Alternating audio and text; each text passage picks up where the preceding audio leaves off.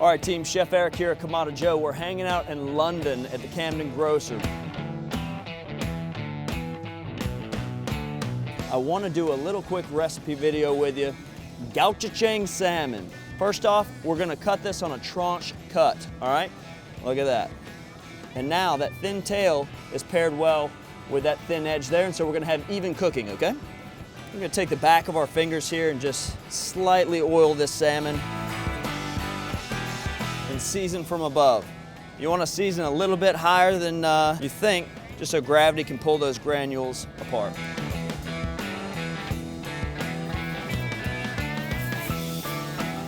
Beautiful, we want to hear that sizzle.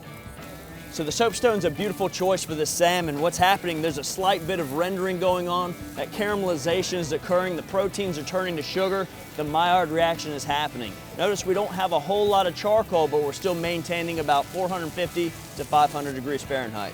And you want to sear a nice sear, look at that. There's a difference between a dry sear and a beautiful sear. That's a beautiful sear.